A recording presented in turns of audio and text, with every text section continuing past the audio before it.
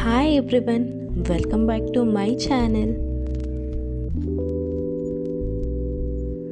ಹಾಸನ ಜಿಲ್ಲೆ ಅರಸೀಕೆರೆ ತಾಲೂಕು ಯಾದಾಪುರ ಅನ್ನೋ ಒಂದು ಗ್ರಾಮದಲ್ಲಿರೋ ಶ್ರೀ ಜೇನುಕಲ್ಲು ಸಿದ್ದೇಶ್ವರ ಸ್ವಾಮಿ ದೇವಸ್ಥಾನಕ್ಕೆ ಇವತ್ತು ನಾನು ಮತ್ತು ನನ್ನ ಹಸ್ಬೆಂಡ್ ವಿಸಿಟ್ ಮಾಡಿದ್ವಿ.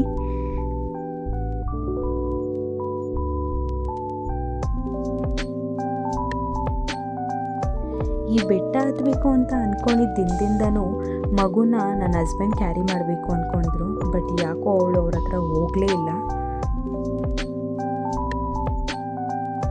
ಫಸ್ಟು ಎಲ್ರಿಗೂ ನನ್ನ ಹಸ್ಬೆಂಡ್ನ ಇಂಟ್ರೊಡ್ಯೂಸ್ ಮಾಡಿಸ್ತೀನಿ. ಹಾಯ್ ಹೇಳಿ ಅದು. ಪಾಪ ಅವರು ಟಿಪ್ ಟಾಪಾಗಿ ರೆಡಿಯಾಗಿ ಬಂದಿದ್ರು. 100 ಮೆಟ್ಲು ಹತ್ತಿದ ತಕ್ಷಣ ಇನ್ಶರ್ಟ್ ತೆಗೆದು ಗಂಡಿ ಎಲ್ಲ ತೆಗೆದುಬಿಟ್ಟಿದ್ದಾರೆ. ಶಕೆ ಆಗ್ತಿದೆ.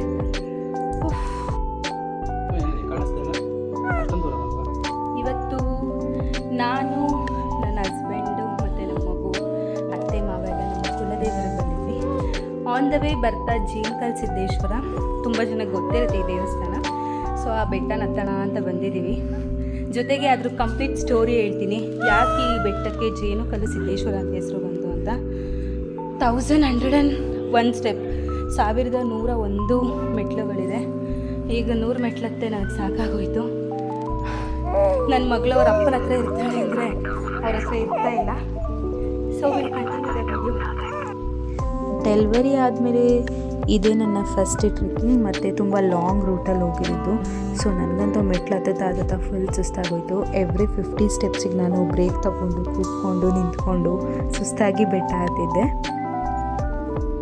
ಆ್ಯಂಡ್ ಈ ಬೆಟ್ಟದಲ್ಲಿ ಒಂದು ಅಡ್ವಾಂಟೇಜ್ ಏನಂದರೆ ರೂಫಿಂಗ್ ಚೆನ್ನಾಗಿತ್ತು, ಅದಕ್ಕೇ ಬಿಸಿಲು ಬೀಳ್ತಿರ್ಲಿಲ್ಲ. ಬಟ್ ಸಕೆ ಅಂತೂ ಆಬ್ವಿಯಸ್ಲಿ ಇತ್ತು, ಬಟ್ ತಣ್ಣ ಗಾಳಿ ಕೂಡ ಬೀಸ್ತಾ ಇತ್ತು ಚೆನ್ನಾಗಿ. ಸೊ ನನ್ನ ಗಂಡ ಬಂದು ಹಾಸನ ಜಿಲ್ಲೆಯವರು. ಈಸ್ ಬಾರ್ನ್ ಫ್ರಮ್ ಹಾಸನ್, ಬೆಳೆದಿದ್ದೆಲ್ಲ Hassan, born in Hassan. So ಅವ್ರಿಗೆ ಕೇಳೋಣ, ಈ ಜೇನುಕಲ್ಲು ಸಿದ್ದೇಶ್ವರ ಅನ್ನೋ ಬೆಟ್ಟ ಹೆಸರು ಹೇಗೆ ಜೇನುಕಲ್ಲು ಸಿದ್ದೇಶ್ವರ ಅಂತ ಬಂತು, ಮತ್ತು ವಿಶೇಷಗಳೇನು, ಯಾಕೆ ಈ 1101 ಸ್ಟೆಪ್ಸ್ ಮೆಟ್ಲು ಹತ್ಕೊಂಡು ಬಂದರೆ ಏನು ಒಂದು ಫಲ ಸಿಗುತ್ತೆ ಅಂತ ಗೊತ್ತಾ ಸ್ಟೋರಿ ನಿಮಗೆ? ಹೇಳಿ ಶಾರ್ಟ್ ಆ್ಯಂಡ್ ಸ್ವೀಟಾಗಿ.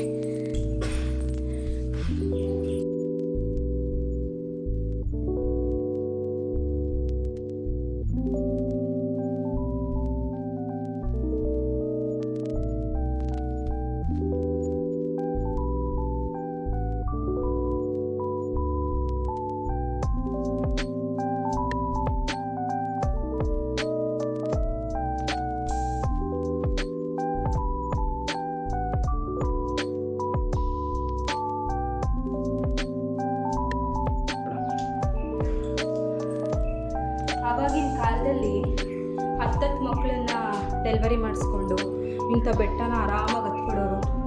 ನಮಗೆ ಇದೊಂದು ಮಗುನ ಇಟ್ಕೊಳ್ಳೋದಕ್ಕಾಗ್ತಿಲ್ಲ.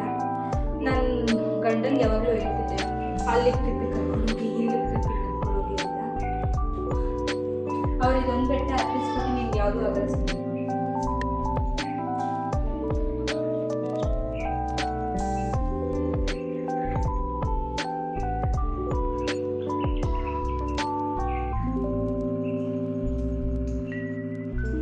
ನಮ್ಮ ಸೂಪರ್ ವುಮೆನ್ ಅಂತೂ ಫುಲ್ ಹ್ಯಾಪಿಯಾಗಿದ್ದಾರೆ. ಆರಾಮಾಗಿ ಅವ್ರ ಪಾಡ್ಗೋರು ಕ್ಯಾರಿ ಬ್ಯಾಗ್ದು ಕ್ಲಿಪ್ನ ಚೀವ್ ಮಾಡಿಕೊಂಡು ಸಾಕಾಗ್ತಿದೆಯಪ್ಪ. ಇನ್ನು ಎಷ್ಟು ಮೆಟ್ಲಿದೆ? 300+. ಇಲ್ಲೆಲ್ಲೂ ಅಟ್ಲೀಸ್ಟ್ ಮೆನ್ಷನ್ನು ಮಾಡಿಲ್ಲ ಇನ್ನು ಎಷ್ಟಿದೆ ಅಂತ. ಅಟ್ಲೀಸ್ಟ್ ಕುತ್ಕೊಂಡು ರೆಸ್ಟಾರ ಮಾಡ್ಬೋದು. ಅದಕ್ಕೆ ಬೆಟ್ಟ ಹತ್ಬೇಕಾದ್ರೆ ಟೈಮ್ ಪಾಸಿಗೆ ಎಣಿಸ್ಕೊಂಡ್ಬನ್ನಿ ಅನ್ನೋದು.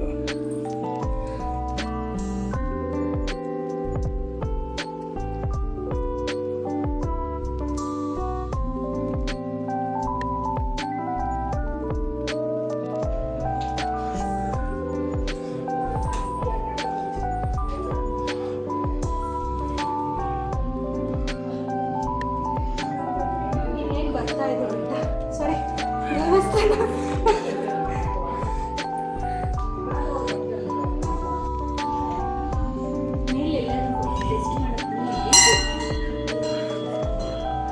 ಹ್ಞೂ ಮೇಡಮ್, ಲಲಿತ್ ಮಹಲ್ ಇದೆ ಮೇಲ್ಗಡೆ, ಬನ್ನಿ. ರೂಮ್ ಬುಕ್ ಮಾಡಿ ನನಗೆ ಸುಸ್ತಾಗ್ತಿದೆ, ಮಲ್ಕೊಬಿಡ್ತೀನಿ.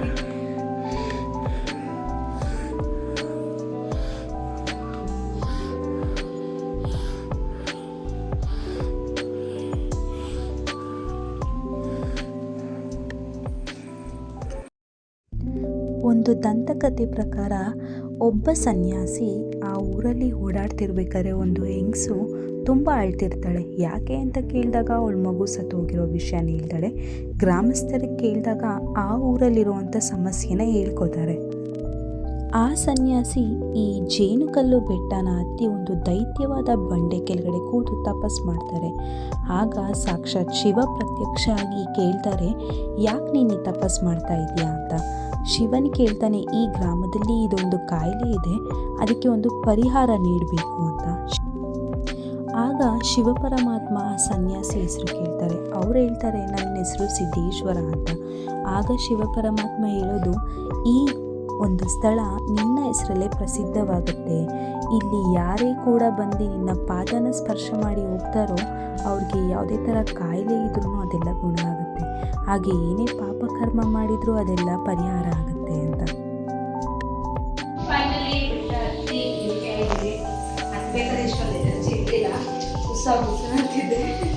ಇವಾಗ ಇಳಿಬೇಕಾದ್ರೆ ಏನಿಲ್ಲ, ಆರಾಮಾಗಿ ನೋಡ್ಬೋದು. ಬಟ್ ಸ್ವಲ್ಪ ನೋಡ್ಕೊಂಡು ಇದ್ದೀವಿ. ಯಾಕಂದರೆ ಇವಾಗ 2 ಜೀವನ, ನಾನು ನನ್ನ ಮಗು. ಮೇಡಮ್ ಇನ್ನೊಂದು ಹೋಟೆಲ್ ಇದೆಯಾ? ಅಲ್ಲ, ಇಲ್ಲಿ ಕಂಪ್ಲಲ್ಲೇ ಹಂಗ. ಹಾಂ ನೀನೇನಮ್ಮ.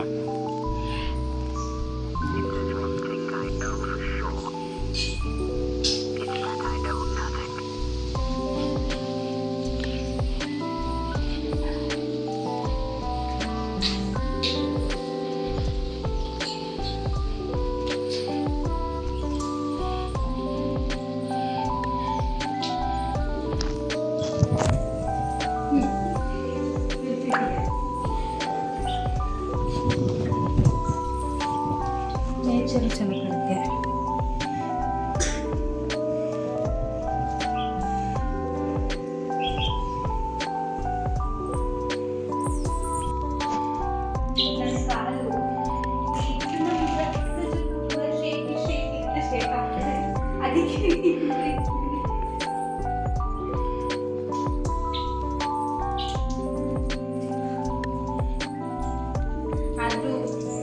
ಇಷ್ಟು ಬೆಟ್ಟ ಹತ್ಕೊಂಡು ಬಂದಿದ್ಕು ನನಗೆ ಏನು ಖುಷಿ ಅಂದರೆ, ಇಷ್ಟು ಬೆಟ್ಟ ಅಲ್ಲ, ಒಂದೇ ಬೆಟ್ಟ. ಇದೊಂದು ಬೆಟ್ಟ ಹತ್ಕೊಂಡು ಬಂದಿದ್ದಕ್ಕೆ ಏನು ಖುಷಿ ಅಂತಂದರೆ, ನನ್ನ ಮಗಳನ್ನ ದೇವ್ರ ಪಾದದ ಹತ್ರ ಮಲಗಿಸಿ ತೀರ್ಥ ಹಾಕಿ ಪೂಜಾರಿಗಳೆಲ್ಲ ಎತ್ಕೊಂಡು, ಅಯ್ಯೋ ಎಷ್ಟು ಒಳ್ಳೆ ಮಗು ಅಳ್ತಾನೆ ಇಲ್ಲ ಅಂತ ಅಂದರು. ಅದೇ ಖುಷಿ.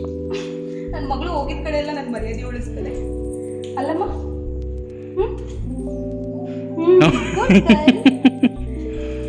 Come on, we'll go. It was my dream ನನ್ನ ಮಗಳಿಗೆ ಎಲ್ಲ ಕಡೆ ಕರ್ಕೊಂಡೋಗಿ ಎಕ್ಸ್ಪ್ಲೋರ್ ಮಾಡಿಸ್ಬೇಕು ಅಂತ. This was my first vlog with my daughter. ಇದೇ ಥರ ಇನ್ನಷ್ಟು ವೀಡಿಯೋಸ್ಗೋಸ್ಕರ ನನ್ನ ಚಾನಲ್ನ ಸಬ್ಸ್ಕ್ರೈಬ್ ಮಾಡಿ. Thank you for watching.